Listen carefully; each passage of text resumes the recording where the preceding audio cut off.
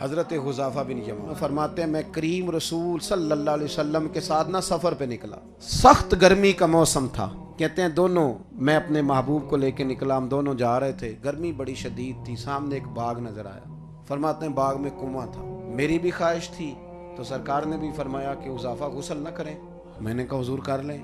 کہتے ہیں محبوب غسل کرنے لگے کپڑوں سمیت اور میں چادر تان کے کھڑا ہو گیا۔ حضرت عائشہ صدیقہ رضی اللہ تعالیٰ عنہ فرماتی ہیں کہ نبی پاک علیہ السلام کواری لڑکیوں سے بھی زیادہ بڑھ کر حیا کرنے والے،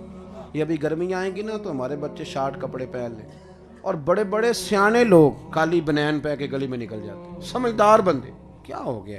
مطلب اپنے آپ کو سمجھائیں، مہذب معاشرے تو یوں نہیں نہ کرتے، بہو بیٹیاں بہنیں ہر گھر میں ہوتی ہیں، مطلب کس حد تک آپ کی گرمی نکل جاتی ہے اس سے؟ لباس بڑا صاف ستھرا اچھا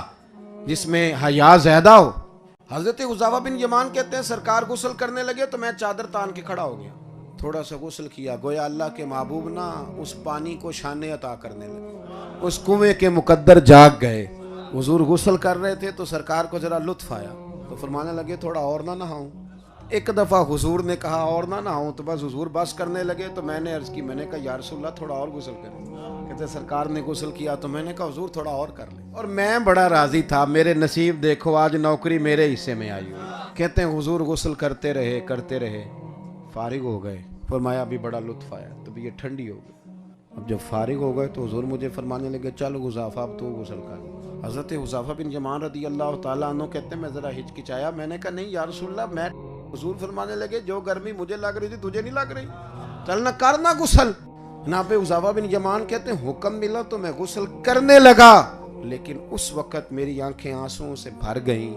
جب میرے محبوب نے چادر تان دی، فرمایا میں چادر تانتا ہوں تو غسل کر، یار آپ یہ کام کر کے دیکھیں اپنے خادم کے ساتھ، اپنے غلام کے ساتھ، دیکھیں اللہ آپ کو کتنا سکون عطا کرے، آپ بیٹھے نا کسی غریب کے ساتھ بیٹھ کے روٹی کھائیں نا، دیکھیں رب کتنا اجر دیتا ہے۔ کہتے ہیں سرکار نے نا یوں چادر تان لی، فرمایا تو غسل کر، حضرت حذیفہ بن یمان کہتے ہیں جلدی سے میں غسل کر کے حضور بس، سرکار فرمانے لگے نہیں بھائی تھوڑا اور کر،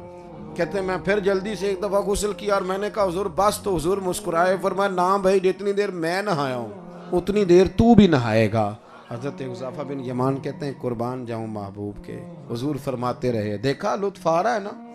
کہتے ہیں میں نے بھی اتنی دیر ہی غسل کیا جتنی دیر رسول کریم نے فرمایا۔